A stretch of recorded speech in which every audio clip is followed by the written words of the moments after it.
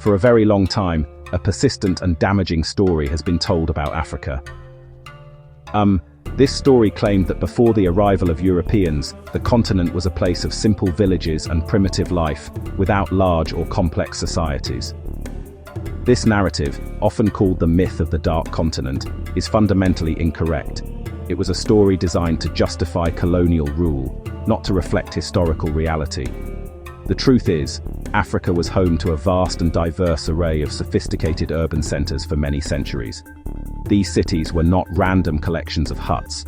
They were carefully planned, intelligently designed, and built to last, showcasing remarkable advancements in engineering, social organization, and environmental management.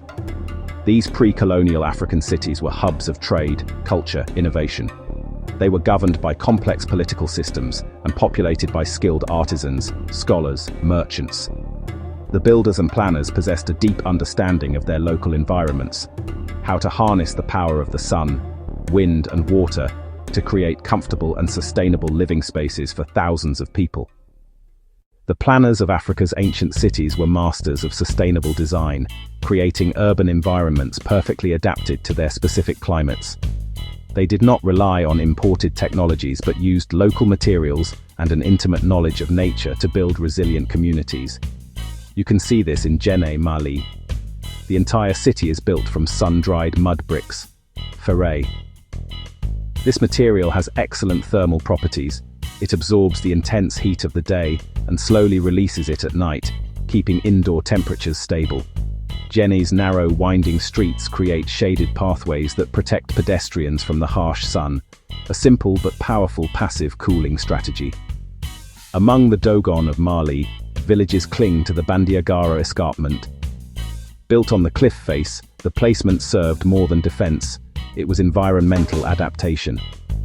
Cliff overhangs give natural shade during peak sun, while elevation lets homes catch cooling breezes. Dogon granaries feature raised floors and thatched conical roofs. That design promotes air circulation and protects grain from moisture, pests, and intense heat, ensuring food security through long dry seasons. Water management was another area of extraordinary ingenuity. At Great Zimbabwe, builders channeled rainwater with a sophisticated system, using the hill's natural slope and stone-lined drains to divert water from buildings, preventing erosion and flooding. Collected water was stored for agriculture and to supply the city's population, helping the city thrive even in low rainfall. Integrating agriculture into the urban fabric was common. Many African cities had extensive gardens, orchards, and farmlands inside or just outside the walls. Urban agriculture made communities more self-sufficient and resilient, reduced the distance food had to travel, ensured a fresh supply of produce, and created green spaces that cooled the city and improved air quality. The genius of pre-colonial African urbanism extended far beyond physical structures and environmental design. It was deeply embedded in the social organization of the city. These were not just collections of buildings but living, breathing communities. The city of Benin, the capital of the Edo Kingdom, provides a stunning example. Laid out on a massive scale, wide, straight streets intersecting at right angles. This grid-like pattern reflected a highly organized system of governance. At the heart, the royal palace, the Oba's residence. From the palace, distinct zones and neighborhoods, zoning based on occupation, not wealth. Brass casters, wood carvers, ivory workers, weavers. Artisans could collaborate, pass down skills to younger generations, manage resources collectively. It also helped to contain the noise and smoke from forges, keeping the residential areas more peaceful and clean. A plan that fostered economic productivity and quality of life. Public spaces brought people together, reinforcing community bonds. Large central squares, open plazas, near the ruler's palace, near the main market. These spaces were the city's social heart. Used for public ceremonies, religious festivals, legal proceedings, democratic spaces to gather, exchange news, participate in civic life. Kano protected by immense earthen walls stretching kilometers. Inside, city organized into wards, local leaders answerable to the emir. Decentralized administration allowed effective management of diverse populations. city gates, defense and control points for trade, collection of taxes on incoming goods. Architecture, social structure and governance fuse to create stable, enduring urban societies. The sophisticated principles that guided the construction of Africa's ancient cities are not mere historical curiosities. They offer a powerful and relevant blueprint for addressing some of the most pressing challenges facing urban areas today. As modern cities across the globe grapple with the escalating effects of climate change, extreme heat waves, water scarcity, the ancient wisdom of pre-colonial African urbanism provides a source of profound inspiration and practical solutions. Many contemporary cities are heat islands, where concrete and asphalt absorb and radiate the sun's energy. The builders of Djenné and other Sahelian cities understood this problem centuries ago. Their use of mud brick construction, narrow shaded streets, internal courtyards, forms of passive cooling that work without electricity. Today, architects and planners are rediscovering these techniques, advocating for reflective materials, the creation of shaded walkways, and buildings designed for natural ventilation. All ideas perfected in pre-colonial Africa. Water management is another area where the past can inform the present. Modern cities often rely on massive, centralized, energy-intensive systems to supply water and manage storm runoff. In contrast, systems at Great Zimbabwe and in Dogon villages were decentralized, low-cost, and integrated with the landscape. They practiced rainwater harvesting, used permeable surfaces to let water soak in, and created green spaces that absorbed excess water and reduced flooding. These ancient strategies align with modern green infrastructure like rain gardens, bioswales, and permeable pavements, which make cities more resilient to droughts and floods. Finally, integrating agriculture into the city offers an antidote to fragile, long-distance food supply chains. Gardens and farms within cities like Kano provided fresh local food and created greener, healthier, socially connected urban environments. Today's urban agriculture movement, community gardens, rooftop farms, vertical farming, is gaining momentum to improve food security, reduce carbon emissions from food transport, and reconnect city dwellers with the source of their food. This new idea is actually an ancient African one. Yeah, these lessons are timely. For many years, the magnificent story of Africa's urban past was buried not only under layers of soil, but also under the weight of colonial narratives that sought to erase it. However, thanks to the diligent work of archaeologists, historians, other scholars, this hidden history is being brought back to light. Every new excavation and every re-examination of old findings helps to dismantle the outdated myth of a primitive, non-urban Africa. Modern archaeological techniques are providing irrefutable evidence of the size, complexity, sophistication, allowing us to reconstruct their stories with greater detail and accuracy than ever before. Recent archaeological discoveries, particularly in West Africa and in Southern Africa, have been transformative. At sites in the Niger inland delta, extensive surveys and excavations have revealed a dense network of urban settlements that flourished for over a millennium before major external influences.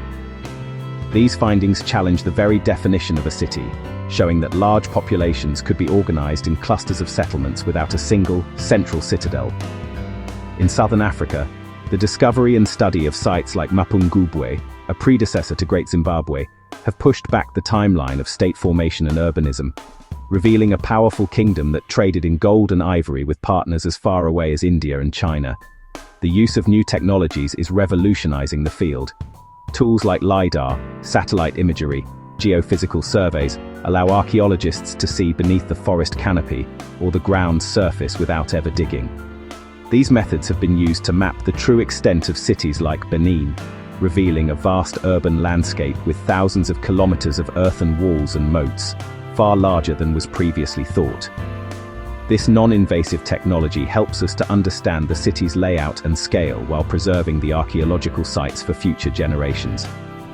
It provides a digital blueprint of the past, confirming the accounts of early visitors who described these cities in awe. This new wave of research is not just about digging up artifacts, it is about reclaiming a narrative. It is being led, increasingly, by African scholars and institutions who are interpreting their own history from their own perspective. They are collaborating with local communities, integrating oral histories with archaeological data to create a richer and more nuanced understanding of the past. These efforts are crucial because they ensure that the story of Africa's urban heritage is told accurately and respectfully. Supporting these scholars, museums, and research projects is essential for correcting the historical record and celebrating Africa's profound contributions to the global history of urban civilization. That work matters. The story of Africa's great urban past is not confined to dusty academic journals or remote archaeological sites. It is a living heritage that must be actively preserved, celebrated, and shared with the world. Protecting this legacy involves more than just safeguarding ancient ruins from the elements. It requires a dedicated effort to document the knowledge held within communities, support the institutions that act as custodians of this history, and create new ways for young Africans to connect with their remarkable past. The future of this legacy depends on our collective will to recognize its value and ensure that it is not lost again. One of the most important archives of this history is found in the oral traditions of the continent. For centuries, knowledge about city planning, construction techniques, and social governance was passed down through stories, proverbs, and the practical training of apprentices. These oral histories are not myths.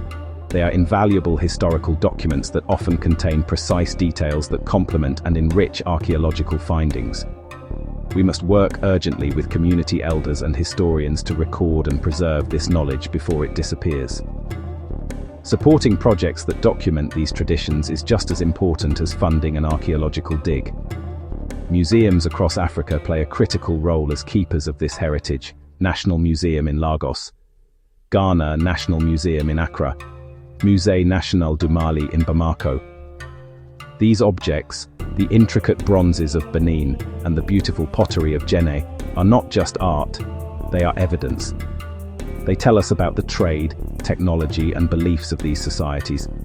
It is vital that these museums receive the funding and support they need to conserve their collections, conduct research, and create engaging exhibits that make this history accessible to everyone. Sharing this knowledge requires us to use all the tools at our disposal.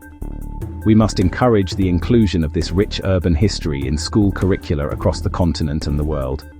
We can support African filmmakers, writers, and digital artists who are finding creative ways to tell these stories to a global audience. Verifiable African sources, from books by esteemed historians to online archives, and media platforms provide a wealth of accurate information.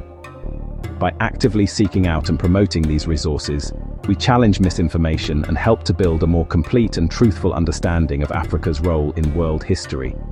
Preserving this legacy is a shared responsibility. We really must act together. The evidence is clear and overwhelming. The story of urbanism is not complete without the chapter written by Africa. The great cities of Great Zimbabwe, Benin, Djenné, Kano, countless others were not isolated accidents of history. They were the product of centuries of innovation, careful planning, a deep, respectful relationship with the natural world. They demonstrate that African societies developed complex, sustainable, socially just solutions to large community challenges.